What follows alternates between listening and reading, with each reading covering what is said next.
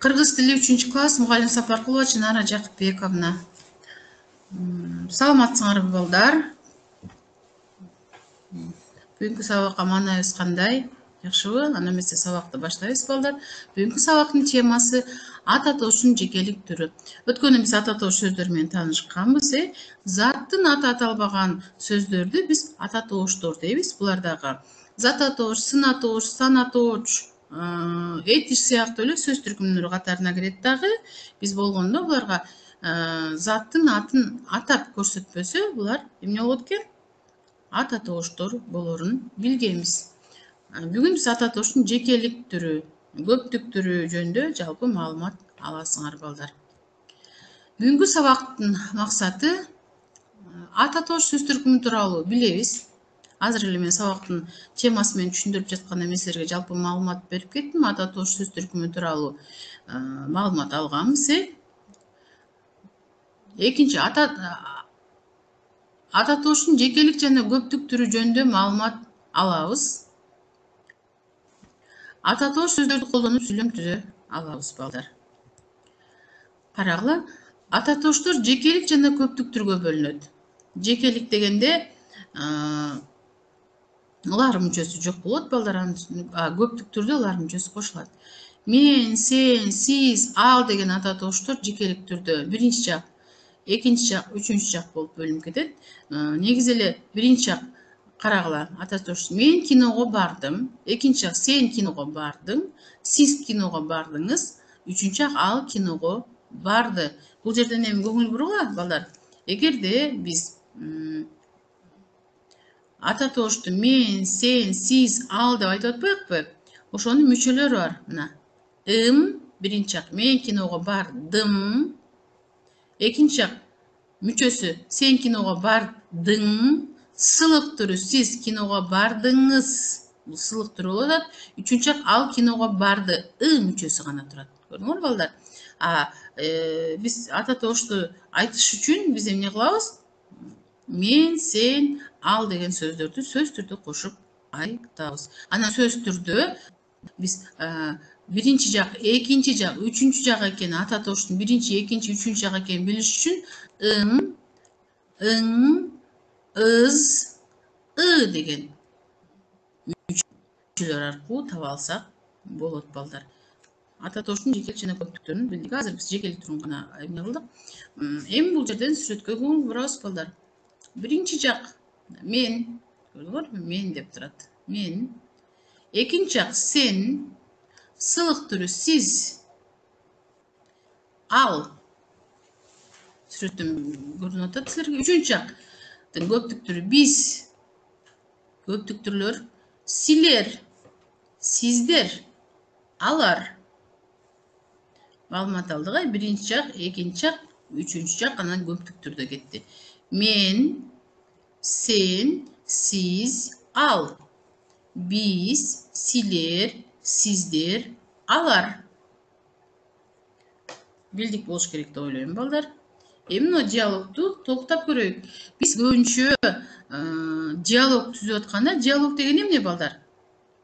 Диалог деген бул эки адамдын бири-бири менен пикир алышуусу, суроо жооп иретинде пикир алышуусу диалог болот. Эми бул диалогторду биз толукташыбыз керек балдар. Карагыла. Кайда жашайсың? Кыргызстанда жашайм. Кайда жашайсыз? Шопоков шаарында жашайм. Эми көңүл бургула. Биз диалогту эмнелер менен толуктайбыз балдар? Ана ойлонуп көрөйүкчү. Диалогту толукташ үчүн бизге кандай сөздөр керек? Мисалы биз кайда жашайсың деп деле сурап койсок болот, бирок бул диалог толугу менен эмне кылган жок, кеткен жок. Ошол себептен бизге эмне керек? Кандайдыр бир учурда сөздөр керек болот. Ал сөздөр ата тооштун мен, сен, ал, сиз, биз деген эмнелер биринчи, экинчи, үчүнчү жактары бизге жардамга келет балдар. Эми ойлонуп көрдүңөр болуш керек. Ойлонгула, кайсы сөздөр бул жерге керек? Мен биринчисин мынакей. Сен кайда жашайсың дейт. Бул канчанчы жак эле? Мына мүчөнү карайбыз. Ың деп атат. Сен кайда жашайсың? экинчи жак ың мүчөсү менен түштү. Эми Кыргызстанда жашайм дегенде кайсы сөздү алышыбыз мүмкүн балдар биз? Кайсы ата тооштун кайсы жагына көңүл бурабыз? Биринчи жакпы, экинчи жакпы, үчүнчү жакпы? Кимде ким тапкан болсо азаматсыңар. Мен Кыргызстанда жашайм. Ым мүчөсү мына жашайм. Канчанчы жак? Мен биринчи жак. Кайда жашайсыз? Сыз сылык түрү кетип атат балдар, карагыла, көңүл бургула. Сиз кайда жашайсыз? Сиз сылык түрү. Шопоков шаарында жашайм. Кайсы сөз керек? Кайсы жакта түшөт бул жерге? Атооштун 3 жагы кайсынысы келип түшөт болду экен балдар, көңүл бургула. Мен Шопоков шаарында жашайм.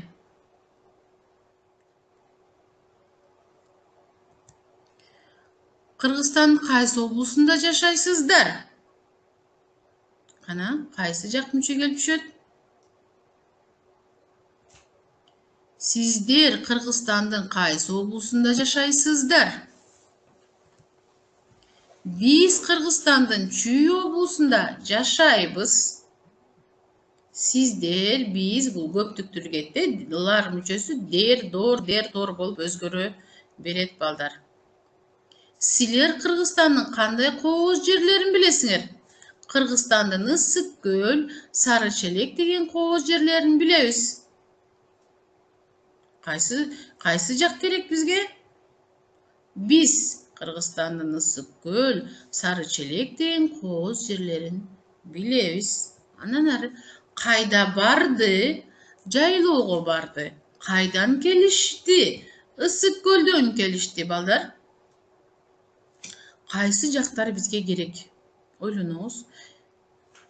Кимде ким тапкан болсо балдар азаматсыңар. Ал кайда барды? Үчүнчү жакта колдонуп атасыз. Ал кайда барды деп. Ал жайлоого барды. Үчүнчү жак кетти, жекелик түрү. Кайдан келишти? Кайдан келишти? Суроого көңүл бургула. Алар кайдан келишти? Ал дегенди биздин бул жерде ал жайлоого барды, жекелик түрдө колдондук. Ал кайда барды? Ал жайлоого барды. Бул жерде кайдан келишти? Көптүк түрдө суроо кетип аткандыктан буларга ал деген үчүнчү жактын көптүк түрдөгү алар деген эмнеси көптүк санды билдирген мүчөсү менен алар кайдан келишти деп кетти. Алар Ысык көлдөн келишти балдар. Түшүнүктүү болду болуш керек деп ойлойм силерге. Мен, сен, ал, биз, силер, сиздер деген эмнелерди биз биле алдык. Түшүнүктүү эле болуш керек. Кааласаңар, силер дагы ушундай диалогторду түзсөңөр болот. Мисалы, 3-4 бала болсоңор, мен, сен, ал. Мен Бишкекте жашайм. Сен кайда жашайсың деген суроолорду берип алып, биз эмне кыласак болот экен? Биринчи, экинчи, үчүнчү жактык эмне кылуу менен, колдонуу менен мен, сен, ал деген. Анан сөз түрдө мүчөлөрүн туура коюшубуз керек балдар. Ошондо биз ата тооштун жекелик түрүндөгү мен, сен, ал деген сөздөрдү пайдалануу менен, мүчөлөрдү туура коюу менен биз эмне кыла алат экенбиз? Сүйлөм түзө алат экенбиз. Анда эмесе балдар? Кыргызстан деген ырга меселерге Алкул Осмоновдун ырына көңүл бурдургум келип атат. Алкул Осмоновдун карагыла Кыргызстан деген ыр турат бул жерде. Ошол Кыргызстан жөнүндө мен силерге жакшы бир ырды айтып бергим келип атат, окуп бергим келип атат. Көркөм окууга сөз түрдө билишиңер керек балдар силер дагы. Кыргызстан жашыл жери, жашыл бакча жергеси, жайыт төрү, дан талаасы, сан байлыктын энеси, кен казынасы, көл сулуусу, тунук суунун атасы, ак пейилдин, мартчылыктын, ырыскынын кемеси. Кыргызстан соолук айлы, таланттардын эшиги, тунук акыл, чебер колдун түгөнбөгөн кесиби, заманына, өз калкына ой пикири сана алаш, Кыргызстан ыр калаасы ырахаттын бешиги. Балдар бул ырсаптар көрүңөр, Кыргызстандын кандай кооз экендиги, Кыргызстандын ушунчалык бир айтып бүткүс кооздугу жөнүндө айтып берип атат. Ар бир эмнесине көңүл бурган бул жерде. Кыргызстан жашыл жери, жашыл бакча жергеси дейт. Карагыла, Кыргызстандын кооздугу жөнүндө айтылып атат. Жайыт төрү, дан таласы, сан байлыктын энеси, жайыт төрү, жайлоолор жөнүндө айтылып атат балдар. Кең казынасы, көл сулуусу, биздин кең байлыктар жөнүндө кетти балдар.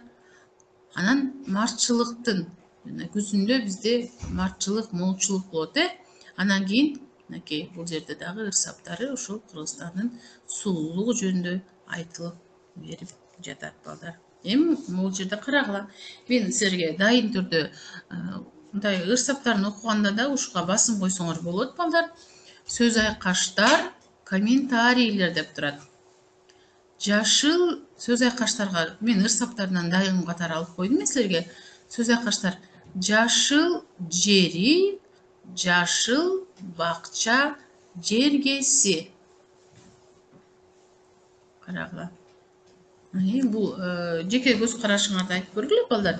Жердин кооздугу, керемети жөнүндө айтылды. Жердин кооздугу, керемети канчалык сонун экендиги. Экинчи, ак пейилдин, мартчылыктын, ырыскынын кемеси. Бул ырсаптарынан биз эмнени түшүндүк? Кана окуп көрөбүз балдар. Аласаңар иштептерге жазып отургула. Конокторду кучак жайып тосуп алгандыгы жөнүндө айтылып атат. Көл сулуусу, тунук суунун атасы. Керемет суусу, таза тунук көлү жөнүндө айтылып жатат балдар. Ыр окуп атканда, ыр жаттап атканда сөз түрдө ырсаптарына, андагы уйкаштыктарга, сөз айкаштарына көңүл бөлүшүбүз керек. Бул жерде биринчи сөз айкашына жашыл жери, сөз айкашы. Жашыл бакча жергеси, бул экинчи сөз айкашы. Бул сөз айкашынан биз өзүбүз жеке сүйлөмдө кантип түзсөк болот экен? Жердин кооздугу, керемети деп түзө алсак болот. Экинчи сөз айкашына ак пейил, мартчылык, ырыскы жөнүндө айтылып атат. Конокторду меймандос экендиги, кыргыздын эли меймандос экендиги жөнүндө айтылат. Көл сулуусу, тунук суунун атасы. Ысык көлгө басым коюп атат бул жерде. Алып Осмонов билесиңер, ысык көлдү аябагандай жакшы көрчү. Мына ушундай ырсаптарына өз алдыңарча сөз айкаштарын түзүп, аларга өз комментарий дегенге мен силерге жалпы түшүнүп берип кетейин. Комментарийлер деген бул силердин өзүңөрдүн жеке ошол уккан нерсеңерге, окуган чыгармаңарга, жомокко болобу, текст болобу, ыр болобу, өзүңөрдүн жеке комментарий. Бул силердин жеке оюңар. Жеке оюңар жөнүндө силер эмне кылып атасыңар? Маалымат берип жатасыңар. Түшүнүктүү болуш керек, балдар. Анда эмесе, эми биз бул жерден мынакей биз жанагы кимди көрүп турабыз? Кыз менен баланы. Кыз менен бала кайдан экендигин анын кийип турган кийимдеринен көрө алсак болот. Бала бул кыргыз баласы экен, калпагынан. Бул болсо орус улутундагы кыз экен. Орус улутундагы кыз экенин билип атасыз. Эми диалогко көңүл бурабыз, балдар. Салам, менин атым Наташа. Салам, менин атым Азамат. Мен Россиядан келдим. А сен кайсы өлкөдөн келдиң? Мен Кыргызстандан келдим. Мен Кыргызстанда боло элекмин. Ал кандай өлкө? Кыргызстан тоолуу өлкө. Ал менин мекеним. Бул диалогту мен силерге жөндөн жөн берген жокмун, балдар. Силер дагы эгерде башка улуттун балдары менен сүйлөшүп калсаңар, Кыргызстан жөнүндө сурап калса, сөз түрдө, диалог түрүндө ушундай кылып жооп беришиңер керек. Мынакей, таанышуу болуп атат. Салам, менин атым Наташа. Көрдүңбү, орус улутундагы кыз экени көрүнүп турат. Салам, менин атым Азамат. Таанышып атат. Кайдан келгендиги жөнүндө айтып атат дагы. Ата тоштун кайсы биринчи жактын ата тоштун мен деген эмнесин көрсөттү? Мен Россиядан келдим. А сен кайдан келдиң? Экинчи жакты көрсөтөт. Сен. Мен Кыргызстандан келдим. Мен биринчи жак. Мен Кыргызстанда боло элекмин. Мен. Ал кандай өлкө? Үчүнчү ата тоштун ал деген эмнесин көрсөтүп атат. Ал кандай өлкө? Кыргызстан тоолу. Ал менин мекеним, өзүнүн мекени ушундай сыймыктануу менен эмне кылып атат? Наташага тааныштырып берди. Силер да сөзсүз түрдө ушундай кылып эмне кылышыңар керек? Өзүңөрдүн мекениңер жөнүндө башка улуттун балдарына айтып бере алышыңар керек, балдар. Анда эмесе биздин ата мекен деген текстке мен силердин көңүлүңөрдү бургум келип атат. Биздин ата мекен жөнүндө маалымат алганыңар жакшы эле болуш керек деп. Текстти кунт коюп угабыз, балдар. Текстте биздин ата мекен жөнүндө эмнелер бар экен, ошолорду көңүл бургула. Биздин ата мекен Кыргыз Республикасы деп аталат. Ошондо силерге сенин ата мекениң деп сурап калса, биз эмне деп жооп беришибиз керек экен? Биздин ата мекен Кыргыз Республикасы деп жооп беришибиз керек экен. Кыргызстан ар түрдүү өсүмдүктөр көп өсө турган сонун жерлерге, тоолорго, акын сууларга өтө бай. Көргөндүн көзүн талдырган Ысык көл, Чатыр көл, Соң көл сыяктуу көлдөрү бар. Кыргыз ала тоосунда жана Тянь-Шандын асман терген тоолорунда токойлор көп.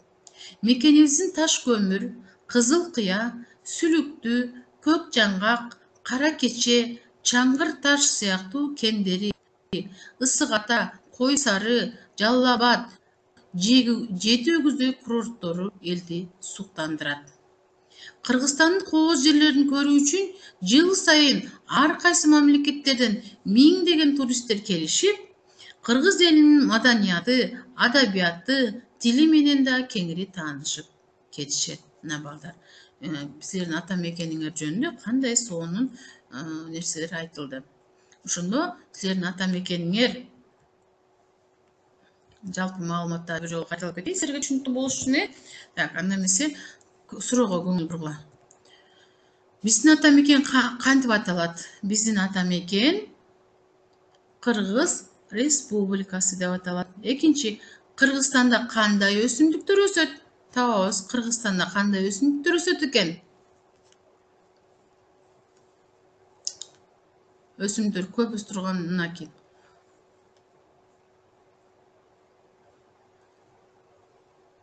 Жакшы. Ден соолукка пайдалуу өсүмдүктөр өсөт, балдар. Кыргызстанда кандай көлдөр бар экен? Кана, Кыргызстанда көлдөргө токтолобуз. Ысык көл, Чатыр көл, Соң көл деген эмнелер бар экен? Биздин көлдөрүбүз бар экен. Эстеп калгыла, балдар. Андан кийинки суроо. Биздин мекенибизде кандай курорттор бар экен? Биздин мекенибизде кандай курорттор бар экенди? Биздин мекенибизде карагыла, балдар.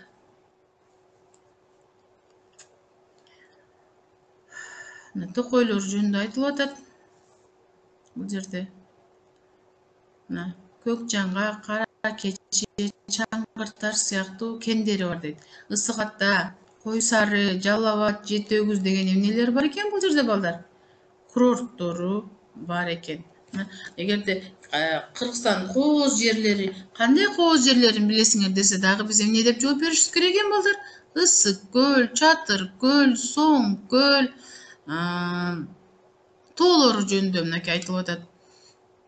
Тянь-Шань, асман терген эң бийик чокулардын бири, кен казылган жерлер жөнүндө айтылып атат, балдар.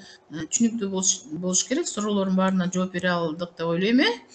Анда эмесе, балдар, үйгө тапшырма алабыз. Үйгө тапшырма алаардан мурда мен жалпы бүгүнкү тема жөнүндө маалымат бергим келип жатат. Ата тоштун жекелек түрүн өттүк биз. Заттын аты аталбаган сөздөр булар ата тооштор деп аталат. Бул да сөз түркүмүнө кирет. Мен, сен, ал деп. Түшүнүктүүбү? Ал эми Кыргызстан жөнүндө көп нерселерди биле алдыңар. Диалог түздүк, өз ара диалог түзүп иштесеңер дагы болот. Анда эмесе үй тапшырмага келдик. Үйгө тапшырма. Тексттен өзүңөргө жаккан сүйлөмдөрдү көчүрүп жазгыла. Кыргызстан деген текст өтпөйбү, балдарына? Кайра текстке кайрылып атам. Кыргызстан деген тексттен кайсы сүйлөм силерге жакса, ошол сүйлөмдү алып жазсаңар. Мисалы, биздин ата мекен Кыргыз Республикасы деп аталат деген сүйлөмдү алсаңар болот. Кааласаңар, ысык көлдөрү жөнүндө алсаңар болот. Кааласаңар, Кыргызстан кооз жерлерин көрүү үчүн жыл сайын ар кайсы мамлекеттерден миңдеген туристтер келет деген сөздү алсаңар болот. Кыргыз эли маданияты, адабияты, тили мага аябай жагат деген да сөздү алсаңар болот балдар. Үйгө тапшырма түшүнүктүү болуш керек, текстти өзүңөр жаккан сүйлөмдөрдү көчүрүп жазгыла. Эгерде ал көчүрүп жазбасаңар, Кыргызстандын кооз жерлери жөнүндө өз ара иш жүргүзсөңөр болот. Саламатта калгыла балдар. Көрүшкөнчө сак саламатта болгула. Кийинки сабакка чейин.